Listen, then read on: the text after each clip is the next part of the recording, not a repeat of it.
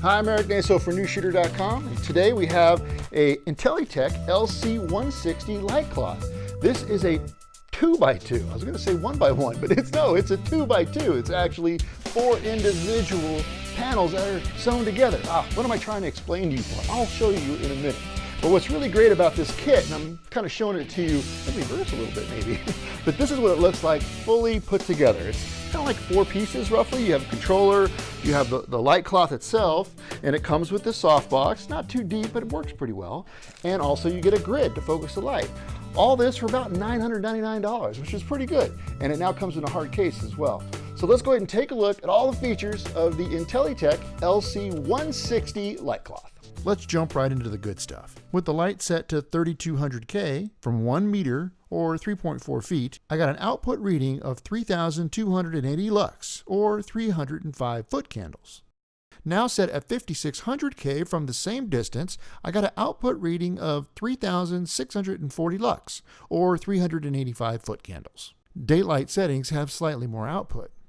Just for kicks, I also took some readings from 3000K as well as 9,999K. Let's just call it 10,000 Kelvin. At 3000K, I got 3,600 lux, or 284 foot candles. When set to 10,000K, I got a reading of 3,540 lux, or 329 foot candles. That wraps up output. Let's move on to CRI ratings. Let's start with tungsten at 3,200 Kelvin. The average CRI is 97.6, and the important skin tone values of R13, R14, and R15 are all pretty good as well. At 5600K, the average CRI is 95.1. R13, R14, and R15 are scoring a little bit lower, but still 90 and above.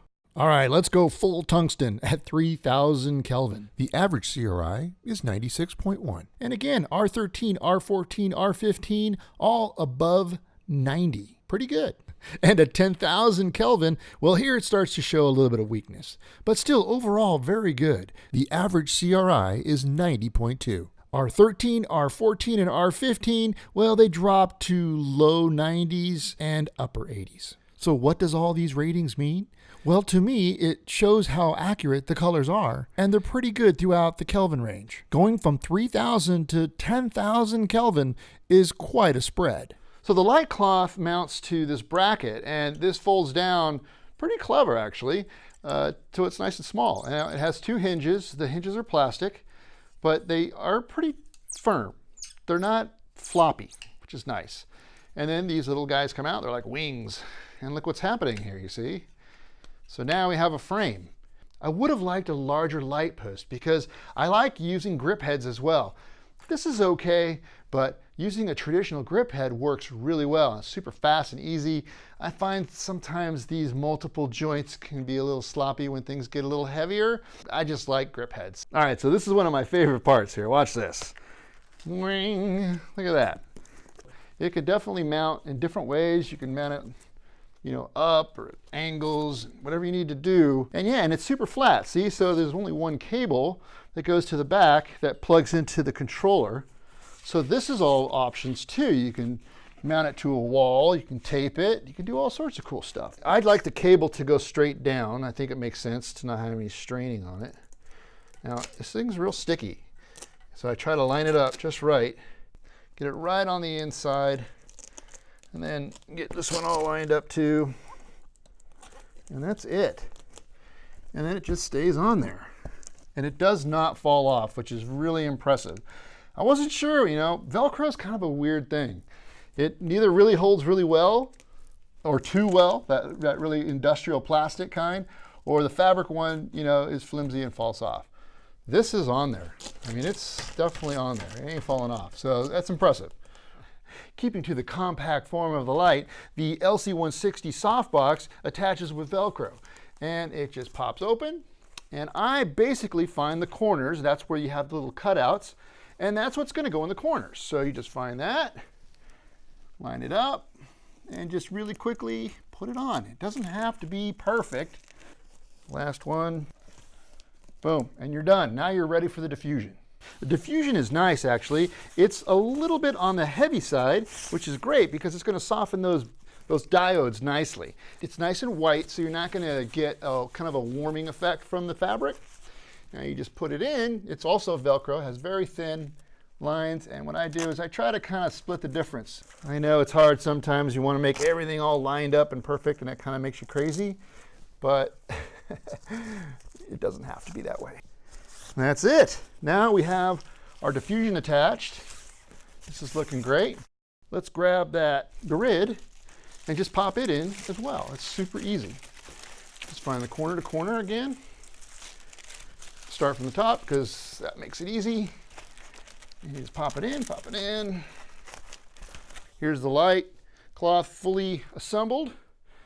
You have your barn door on, you have your softbox on, diffusion, and the grid. Now you can also run it without the diffusion and just pop the grid in if you want more of that hard light, but you want it more focused. So that's a good option as well. The light cloth attaches to the controller with this cable, and this is the shorter one that goes directly to the light cloth, and this is the one that comes off the controller. And you basically put them together, and to secure it, you just screw the barrels together, and you have a nice solid connection. On the controller, you have a dial as well as these soft buttons that are on the screen. Now these will change the percentage in 1% increments for output, as well as down. And if you want to hold it, it just rockets right up, or you can use the dial. They both work just fine. Same thing goes for your color temperature. Right now it's rocking all the way up to 9,999 K, and you can bring it down just by using the soft touch, or you can touch it. Now this goes 50 Kelvin at a time, and the same again goes with the dial. Now as far as the controller goes, its build quality, it seems pretty good. This is all metal with what feels maybe like a metal front. It has a texture to it. The only plastic I really see are on the ends, and looks like it's a pretty good build quality. And you have a harness here that you can just slip over one of the lockdowns on a stand. For batteries, I use the Anton Bauer style gold mounts. You can also get this in V-Lock. What's also nice is the on and off control. If you have a battery attached, you'll turn it to the up position or the one line. This will turn on the unit with the battery. If you want to go AC, then you can just go down. So this is nice because if you're using a battery and you get really close to an AC unit, you don't have to take the battery off. You could just plug it into the wall and then just switch the input. I've seen these on other lights too now, where you can attach your ballast, your AC ballast, to this little plate with some Velcro, and it holds it pretty well. It keeps it off the floor, so it's one less thing that could be kicked around or damaged or just being dragged. But you know, it fits on there. It's not going anywhere. You just make sure you just get it on there nice and tight. On the back side here of the Velcro, there is a small little bit of kind of like a rubberized coating right here, and that helps just give it a little bit more stick.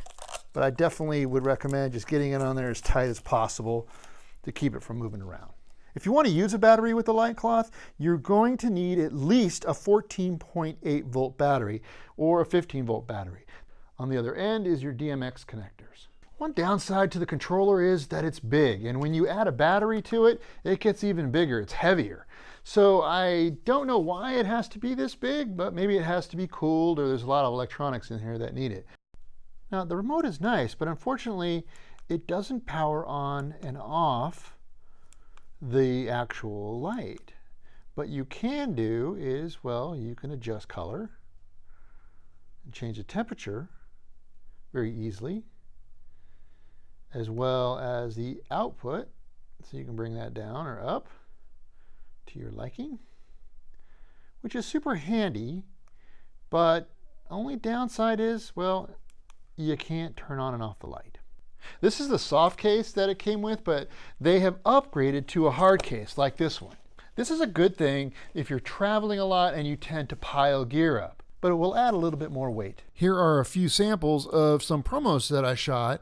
I shot all these with the diffusion attached, and I used the grid. The light cloth is the key light, and I do have another light a little bit off to the left for a fill, and I even have a little bit of backlight on some of them. But I'm using the light cloth as the key light. And I have it really close to the camera because I really want to fill the face. As you can see, the light really does wrap nicely. The Intellitek LC160 is a nice light. I like how broad the light is. I like the kit that it comes with, having a diffusion and the softbox, and the grid really just makes it very versatile. It works super well behind a 4x4 as well, so you can go even softer. But as a kit, and being so versatile because it's a light cloth, it's a cloth, right? So it doesn't have a yoke attached to it. You can mount it, I mean, pretty much anywhere, just like you would with other types of flex panels. So all in all, yeah, a very good design, and it retails under $1,000, which I think is a fair price. All right, well that's it. I'm Eric Naso for NewsShooter.com. Thanks for watching, and we'll catch you on the next one.